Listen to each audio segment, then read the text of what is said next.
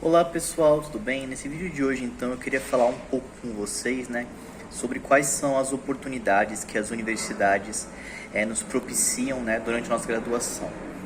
E eu vou focar aqui na questão das universidades públicas, porque quando a gente fala das particulares, das faculdades particulares, em geral, assim, as oportunidades costumam, algumas coisas que eu vou falar aqui, não são tão incentivadas nas faculdades particulares. Por isso que eu vou focar mais, nas chamadas universidades públicas. E aí vale USP, vale Unicamp, vale Unesp, várias federais, tá? É algo assim bem geral mesmo. E essa questão das oportunidades eu acho muito interessante porque, em geral, antes da gente entrar realmente nesse contexto universitário, a gente não tem muita noção, Então eu falo por mim mesmo, No colégio, por exemplo, o que é que eu tinha de referência de oportunidades, além das aulas, claro? Esportes, fazer algum esporte, Algum time.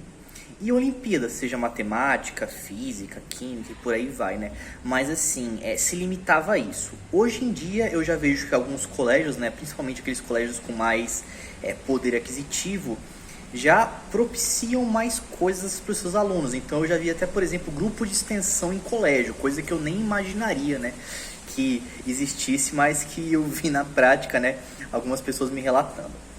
Então vamos falar aqui, sobre algumas das oportunidades que a faculdade, que a universidade, no caso, nos propicia. E caso eu me esqueça de alguma, por favor, comentem aí, porque como são muitas, sempre tem aquela chance de me esquecer de alguma. Primeiro é a mais óbvia possível, aulas. Só que quando eu falo aulas, calma que tem uma questão aí muito interessante, que são as optativas. Então assim, numa faculdade particular, uma eventual optativa seria paga, Numa faculdade pública, não. Então, optativas. Muita gente me pergunta, Felipe, eu vou entrar no curso X, será que eu posso fazer matérias do curso Y, mesmo essas matérias não sendo da minha grade? Em geral, a resposta é pode sim. Desde que essas matérias tenham vagas, para optativas livres. Em geral, as matérias têm sim. Então assim, você não precisa de maneira alguma se limitar apenas às matérias do seu curso ou então da sua faculdade, Então, por exemplo, você, aluno da Poli, pode tranquilamente fazer matéria na ECA, fazer matéria na FIFELESH, fazer matéria na FAO, fazer matéria no ICB, E vice-versa, para os outros casos também. Então, essa questão das matérias optativas, de você fazer matérias em outros lugares, é uma oportunidade muito legal, muito interessante, E que eu acho que vocês podem explorar bastante, tá?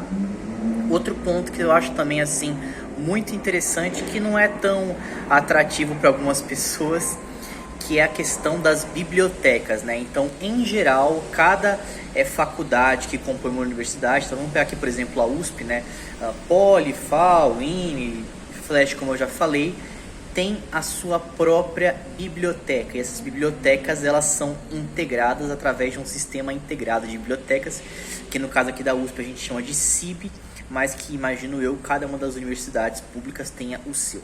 Qual que é a ideia aqui? No caso da USP, por exemplo, os alunos de graduação podem pegar até 10 livros ao mesmo tempo. E você pode tranquilamente pegar livros de vários lugares, não só da sua faculdade. Então, se você se interessa por ler coisas diversas, a gente tem aí um prato muito cheio mesmo, de livros que vocês podem se interessar. Eu sei que muitos de vocês estão pensando assim, mas hoje em dia piratear livro é fácil. Tudo bem, mas para aqueles que gostam do papel, como eu gosto bastante, tem aí uma oportunidade bem interessante nas universidades.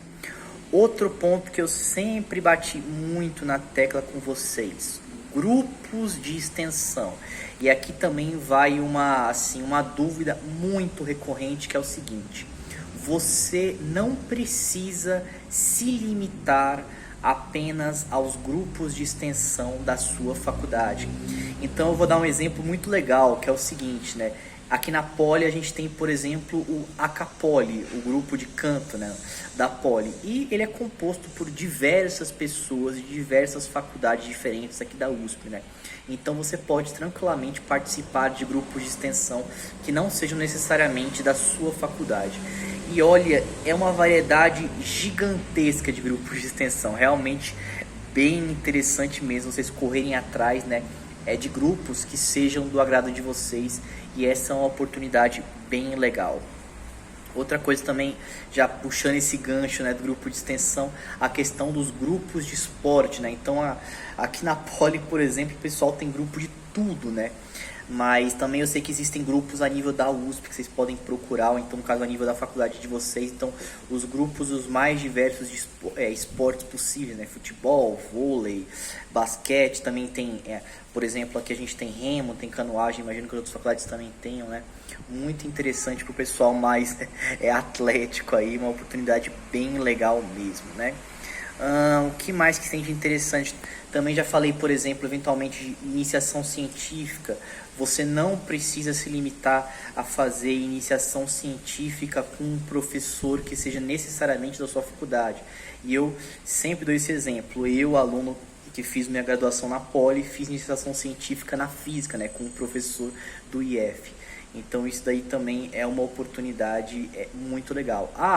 Uma outra coisa que tem surgido cada vez mais, também muito interessante. Quando a gente fala em grupos de esportes, eu não falei, claro, dos e-sports, né, dos esportes digitais, né, e hoje em dia, né, cada vez mais surgindo aí grupos de esportes voltados para essa modalidade digital. Então eu consigo lembrar de cabeça que tem o grupo do LOLzinho, e eu acho que tem o grupo do Dota também. Não sei se teve Valorant, por exemplo, mas enfim, mas existe sim, né, a oportunidade aí desses grupos digitais, né. Também tem a questão da internacionalização, né, do famoso intercâmbio, seja duplo diploma, seja aproveitamento de estudos, que eu já fiz vários vídeos falando para vocês sobre isso. Inclusive eu trouxe até um amigo meu que está acabando aí o seu duplo diploma. Se vocês se interessarem, procurem aí o vídeo da entrevista que eu fiz com ele. Mas é uma oportunidade bem interessante também, tá?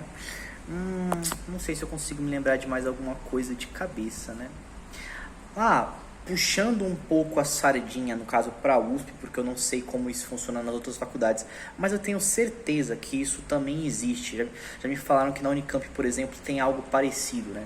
A questão do empreendedorismo, que vem com muita força aí, né? Uma galera com vontade de empreender, né?